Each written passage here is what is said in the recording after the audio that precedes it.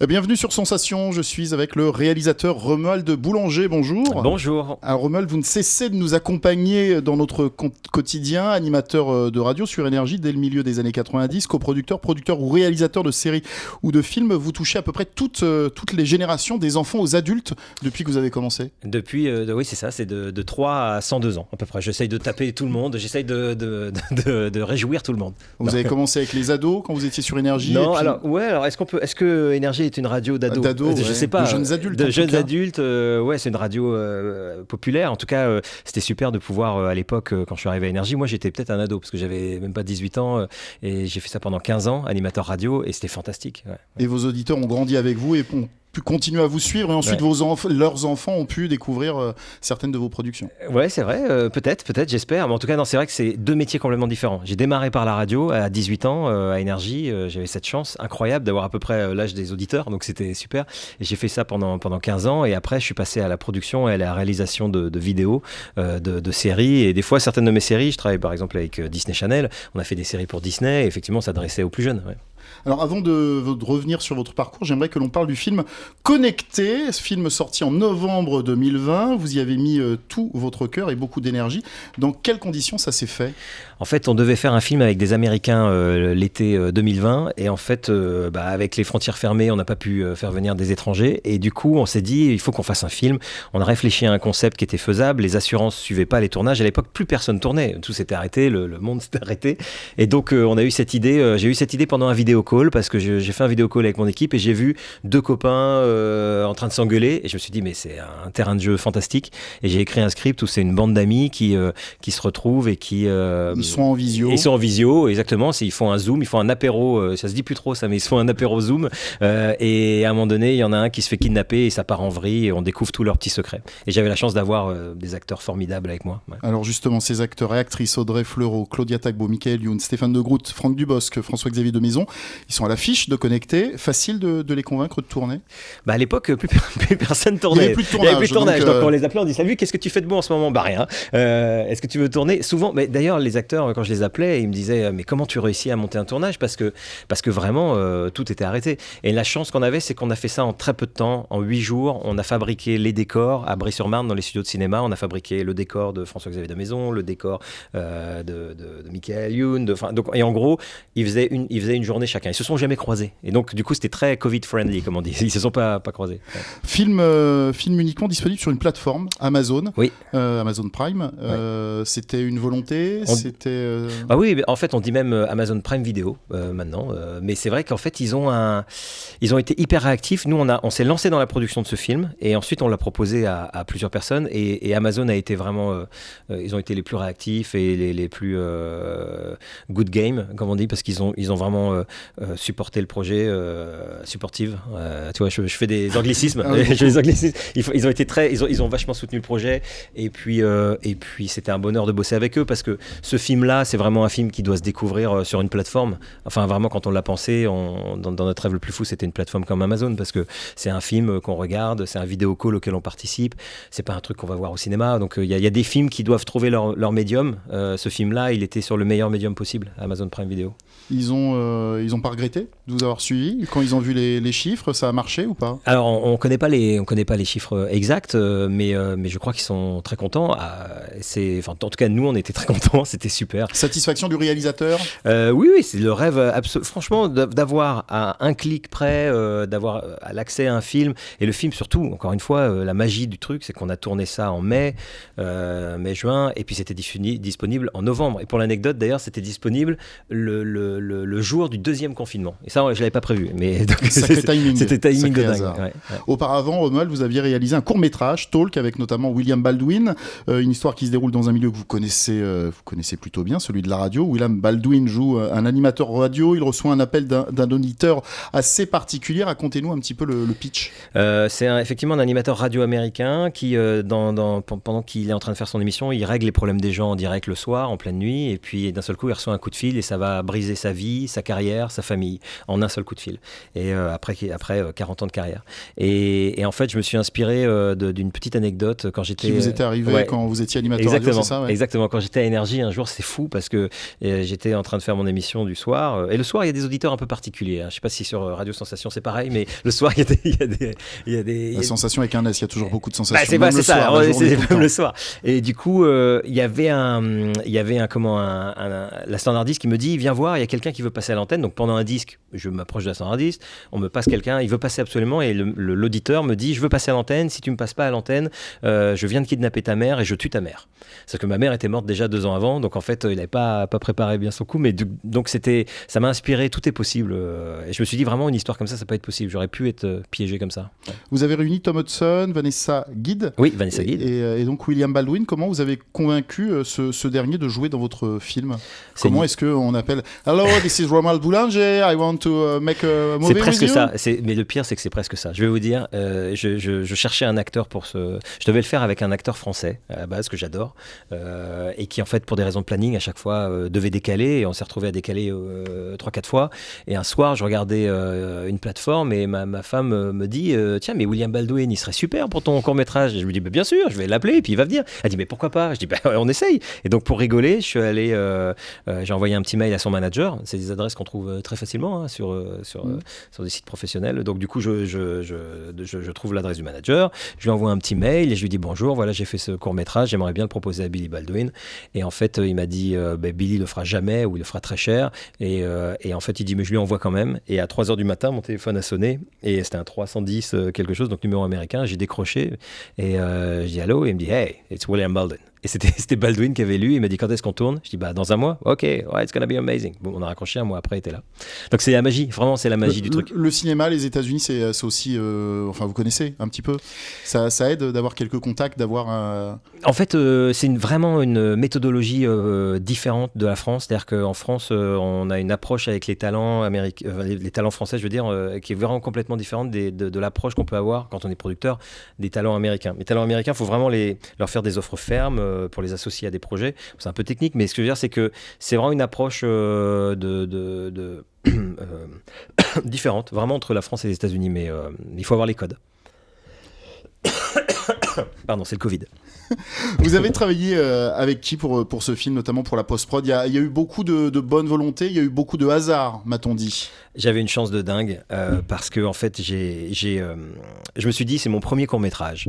Il faut que je travaille avec les meilleurs des meilleurs. Et je découvre un article qui dit que c'est un Français qui a étalonner, c'est mettre la couleur de l'image, c'est-à-dire vraiment que tous les plans soient de la même couleur, etc. Donc c'est vraiment un travail d'orfèvre. Et je vois que c'est un Français qui a étalonné, c'est le mot, le dernier film de Tarantino. Je me dis, bah, c'est incroyable, personne n'est au courant, c'est un Français, c'est le dernier film, Once Upon a Time in Hollywood. Et je regarde son nom et je me dis, ah ouais, le mec, il a fait Amélie Poulain, il a fait ensuite Seven, David Fincher, il a bossé avec Steven Spielberg, il a bossé avec Luc Besson. Et je lui envoie un email, même encore mieux, un Facebook, je tape son nom dans Facebook. Et donc un message sur Messenger. Messenger en disant bonjour, il s'appelle Yvan Lucas, c'est un mec adorable, et je lui ai dit bonjour Yvan, vous avez travaillé avec David Fincher, avec Luc Besson, avec Steven Spielberg, avec Tarantino à l'instant. Franchement, si vous voulez vraiment que votre carrière décolle, il faut travailler avec Romuald Boulanger. Et avec beaucoup d'humour, il m'a répondu, il m'a dit ha ha ha. Il dit là, je suis en train de terminer un film avec Martin Scorsese qui s'appelle The Irishman, mais envoie-moi et je te dirai si ça m'intéresse ou pas. Et je lui ai envoyé, il m'a dit bah banco. Et c'était génial parce qu'il le faisait à ses heures perdues, comme c'est un court-métrage, il n'y a pas vraiment une économie. Et donc il m'appelait, il me disait bon là, Martin vient de sortir du studio, je vais pouvoir m'attaquer. Donc Martin Scorsese vient de sortir du studio et je vais pouvoir m'attaquer à ton court-métrage. Et c'est fantastique d'avoir la chance de travailler avec ces grands professionnels, c'est genre le meilleur étalonneur du monde. Alors, on va pas tout dire de l'intrigue du court-métrage, d'autant que votre souhait c'est d'en faire un long-métrage. Oui, on espère que ça va bien se faire. On espère faire ça cet été. C'est bien parti. Et puis effectivement, mon but c'est quand même de surprendre ceux qui auront vu le court-métrage, de réussir à les surprendre avec le long-métrage. Surtout que le court-métrage pour l'instant on peut pas vraiment le découvrir. On le laisse cacher justement pour ces raisons-là entre autres. Le fait que votre court-métrage Talk ait reçu des prix dans différents festivals, ça vous a conforté dans votre volonté volonté de vouloir en faire un long métrage. Vous avez reçu une soixantaine de prix à travers le monde. On a reçu une soixantaine de prix et il faut bien dire la vérité, il y en a plus de 30 qui sont pour William Baldwin pour sa performance. Donc si je dois vraiment le féliciter lui, il a fait une performance extraordinaire, William. Et effectivement, d'avoir des prix, c'est toujours plaisant. Ça permet de féliciter les équipes avec qui on a travaillé, et puis effectivement ça met un coup de projecteur sur le film pour inciter les partenaires à venir nous rejoindre pour la version longue. Mais à la base je voulais pas faire une version longue, mais je voulais pas étirer un court-métrage qui avait une bonne structure. Je voulais pas l'étirer en 1h30, mais quand j'ai trouvé une espèce d'accroche qui pouvait marcher, j'ai déroulé et là je suis très content. J'ai écrit 20 fois, j'ai écrit 20 versions, mais là c'est bien. Faire un court-métrage, c'est un passage obligé pour ensuite se lancer dans les longs-métrages ou le cinéma. C'était une question d'image aussi pour vous, de vous dire je suis pas qu'un saltimbanque, je sais aussi faire du cinéma. Non mais c'est assez fou parce que en fait ça fait 20 ans que je fais des trucs et ces dernières années j'ai beaucoup tourné pour la télé. J'ai beaucoup fait de séries télé, des pubs, etc. Et à chaque fois que j'arrivais avec mes projets de cinéma, on me disait mais est-ce que tu as fait un court-métrage ? Je leur dis mais non mais regardez, je tourne 300 jours par an, je fais des séries. Oui, mais est-ce que tu as fait un court-métrage ? Oui, mais attendez, ça fait 5 ans que je tourne et tout. Et en fait, tout ce qui a été déclenché ces derniers temps, c'est grâce à ce court-métrage. En fait, mon conseil, c'est de raconter une histoire. Si vous voulez vous lancer, n'hésitez pas. En plus, aujourd'hui, avec tous les moyens qu'on a, un iPhone et un ordinateur, on peut faire un court-métrage. Donc, lancez-vous, quoi. C'est vraiment un milieu différent de celui de la radio et de la télévision, le milieu du cinéma, avec des codes différents, des us et coutumes. Il faut rentrer dans un moule. Moi, je vous cache pas qu'en fait, j'ai l'impression d'être passé par la fenêtre parce que la porte était tellement fermée pendant toutes ces années. Mais donc, j'ai l'impression à chaque fois d'être passé par la fenêtre et d'être encore que dans le vestiaire encore. Mais je suis pas encore dans le hall. Je suis dans le hall, mais j'arrive. Mais c'est compliqué. La radio, c'est vraiment un microcosme où aujourd'hui, même après avoir arrêté depuis 10 ans, j'ai toujours les mêmes copains. Quand je vais à Énergie, à RTL, dans d'autres radios, Europe 1, je croise les mêmes têtes c'est un métier qui demande peu de personnes par rapport à la télé ou le cinéma. Et donc, c'est souvent une poignée de gens dans chaque radio et c'est souvent les mêmes. Donc, il y a ce côté familial. Et dans le cinéma, il faut se construire son équipe. Et moi, je me suis construit une famille avec les techniciens, avec mes partenaires. Et donc, j'ai l'impression de faire partie, en tout cas, non, peut-être pas de la famille du cinéma, mais de ma famille. Voilà, ce sera tout. L'univers de la radio, vous en parliez, ça vous a manqué, ça vous manque ? En fait, ce qui me manque, c'est l'ambiance de la radio. Le côté bande, le côté ambiance avec les copains, etc. Tous les copains qui j'ai pu vivre des aventures incroyables à Énergie, ça me manque. D'avoir une émission à horaire fixe, ça aujourd'hui ma liberté, mais c'est ça qui me frustrerait. Et j'ai été très comblé en faisant ce court métrage parce que j'ai l'impression d'avoir bouclé la boucle parce que avec Talk, j'ai demandé un coup de main à des copains d'Énergie de me prêter du matériel parce que vous savez quand on fait un court métrage on cherche. Donc j'ai appelé les copains techniciens à Énergie, je dis est-ce que vous pouvez me prêter du matos ? Ils m'ont dit il y a du vieux matos qui marche plus dans tel hangar. Donc avec mon chef déco on a été voir et puis je dis tiens je veux ça, puis on a pris du matos qui nous ont prêté vraiment avec magie. Et en fait l'anecdote c'est que il y avait une console, la console qu'on met dans les radios dans un studio exactement pour lancer avec les potards et tout. Et je dis au mec d'Énergie quand on la ramène, je dis c'est fou parce que cette console là j'avais travaillé sur une console qui était similaire. Il dit mais celle-là c'est la console du 6e sur laquelle tu as travaillé pendant 10 ans quoi. Et en fait c'était fou parce que dans mon court-métrage sans le savoir indirectement j'ai la console dans laquelle j'ai du 6e parce que l'Énergie était au 6e étage pardon ouais exactement ouais. Qu'est-ce que vous retenez justement de ces années passées au micro ? Ouais, c'était magique parce que j'ai l'impression que c'était encore à l'époque la radio, c'était le Internet d'aujourd'hui. C'est-à-dire qu'en fait, on voulait écouter des chansons. Il y avait la même liberté que sur Internet aujourd'hui. Je pense qu'il y avait la même liberté. Je pense qu'aujourd'hui, mes copains animateurs, et j'en discute, j'en parle beaucoup avec des copains, Bruno Guillon, j'en parle beaucoup avec des gens qui, en fait, ils sont dans un monde qui est très compliqué parce qu'il suffit qu'ils disent un truc, ils se prennent 400. Il y a même quand on fait de la radio aujourd'hui, on fait 2 médias. On fait la radio et les réseaux sociaux. On est obligé, c'est-à-dire que ça passe et on est jugé si d'un seul coup sur les réseaux sociaux on est plus faible et je trouverais ça ça, moi, je sais que je souffrirais de ça. Je souffrirais de devoir absolument manager tous les trucs que je dis juste une fois après les avoir dit, parce que je disais beaucoup de conneries quand même. Qu'est-ce qui vous a poussé à quitter la radio et à vous lancer dans la réalisation, la production et à monter Airlines votre société de production? L'argent, hein, clairement. Non, je plaisante, parce qu'en plus, on n'a pas forcément plus. Non, c'est la liberté de raconter des histoires. J'ai toujours voulu raconter des histoires. En fait, j'avais deux passions. Moi, quand j'étais petit, j'avais la radio et le cinéma. En fait, le mercredi, je faisais des courts-métrages avec les copains, enfin des petits films avec des Super 8 le mercredi après-midi pendant que les autres allaient jouer au foot. Et puis le samedi, j'allais faire de la radio. Et en fait, j'ai eu ce premier chemin avec la radio quand j'ai eu 18 ans. En vrai, ça aurait pu être un stage sur un plateau de télé, de cinéma et donc en fait j'avais deux chemins rêvés, et j'ai l'impression d'être sous une bonne étoile, d'avoir pu combler tous mes rêves possibles avec énergie. J'ai vraiment une chance de dingue d'arriver au bon moment, de faire les interviews que j'aurais toujours voulu faire. À 18 ans, en fait, la semaine d'après, on m'a dit tiens, tu parles un peu anglais, tu vas interviewer Madonna. Ah oui, mais en fait, et une semaine avant, je l'écoutais dans le bus à Montargis dans le Loiret, quoi. Donc en fait, la magie de traverser le transistor, de traverser le micro, c'était fantastique. Et là, le cinéma, c'est pareil, de faire venir par exemple William Baldwin à Paris, d'avoir cette tête, ce visage avec lequel on a grandi, et de l'avoir devant nous, avec qui on raconte des histoires, c'est magique. Des expériences toujours enrichissantes, que ce soit à travers la production de séries pour Disney par exemple, mais aussi de publicité. Il y a cette diversité de choses auxquelles on a envie de toucher. Différents styles, C'est vrai qu'en fait, moi j'ai pu faire à peu près 200 pubs. Je travaillais avec des grandes marques et tout, et c'est fantastique parce qu'on travaille, on prépare pendant une semaine, et puis on tourne 2 jours, et puis après c'est fini. Donc c'est des espèces de petites aventures. Un film, c'est plus long, connecté, même si on a tourné que 8 jours, mais on avait 1 mois et demi de préparation, et puis après derrière on a 2 mois de post-production, donc c'est plus long, mais chaque aventure effectivement apporte sa richesse. Ouais. Dernièrement, c'est à la télévision qu'on a pu voir l'un de vos films que vous avez co-réalisé, Le Grand Restaurant de Pierre Palmade. C'était sur M6, un casting de rêve avec de nombreuses stars, Muriel Robin, Gérard Jugnot, Isabelle Nanty, Joey Star, Baptiste Le Caplin. Comment ça s'est passé le tournage ?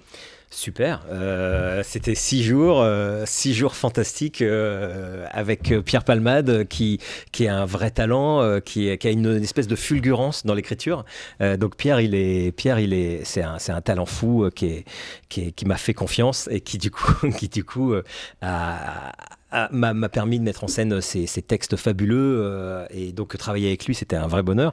Et puis surtout, il a réussi à avoir un casting effectivement d'une 40aine de stars. En 6 jours, on avait Isabelle Huppert, Fred Testo, Florence Foresti. Enfin, c'était dingue, et ça a super bien marché sur M6, donc je suis très content pour lui. Et c'était vraiment 6 jours intenses de bonheur. Et vivement le prochain. Et je crois que c'est en route. Hein. Non, je fais ça. le 4, le 5, le 6. Non, mais je souhaite à Pierre vraiment de réussir, parce qu'il a vraiment un vrai concept qui est à l'image de son talent, c'est-à-dire vraiment un concept riche. Et puis toutes ces générations qui se côtoyaient à table. C'était super. Donc j'espère que ça a plu aux spectateurs. Globalement, parmi toutes les personnalités que vous pouvez côtoyer, avec qui vous travaillez, quelles sont celles avec qui vous aimez travailler, avec qui vous aimeriez, qu'on parlait tout à l'heure d'une bande à la radio, avec qui vous aimeriez que ça devienne votre bande dans le cinéma ou dans les films de télévision ? En fait, dans chaque domaine, que ce soit, en tout cas dans la production, je suis très heureux. Je travaille avec une équipe, Mathieu Thomas, Sarah Hafner, qui sont des gens de la garde rapprochée de mes projets, qui permettent de les faire avancer. Donc donc j'ai l'impression d'être chanceux, d'être un privilégié, d'être entouré avec une super équipe. Et ensuite, à chaque fois, c'est de choisir les gens avec qui on a envie de travailler, parce que quitte à passer du temps avec des gens, autant que ce soit des gens qu'on aime. Là, je prépare un projet à Milly-la-Forêt. On va se lancer dans la création d'un cinéma de 5 salles. Et je travaille avec David Enochberg, Franck Lombard-Platé et Mathias Weber. Et c'est un bonheur de les retrouver autour de la table et d'avancer sur ces projets. Donc c'est vraiment à chaque fois l'aventure. Les métiers du cinéma font toujours autant rêver. Est-ce que c'est à force de détermination qu'on réussit, qu'on s'impose, ou est-ce qu'il faut juste avoir de la chance, ou parfois simplement du culot? Au coucher. Au coucher, ça, je crois que c'est fini. C'est fini, malheureusement. On a essayé, personne n'a voulu. je crois que en fait la chance elle se provoque. Moi, je crois qu'il y a 200 chemins en fait. Mais il y a surtout 200 chemins pour rentrer dans le cinéma. Il y a la chance, il y a le piston, il y a le travail. J'ai l'impression même quand même qu'il y a de moins en moins de pistons et parce que en fait, en tout cas. Face caméra, il y a moins de pistons parce que soit on est bon, soit on n'est pas bon et ça se voit tout de suite. Contrairement à d'autres métiers où il peut y avoir Mais non, il y a 200 chemins pour y arriver, mais je pense qu'il faut aller chercher les opportunités. Ouais. Merci. Merci infiniment Radio Sensation, merci à toute l'équipe. Vous pouvez retrouver cette émission en podcast sur notre site et notre application Radio Sensation.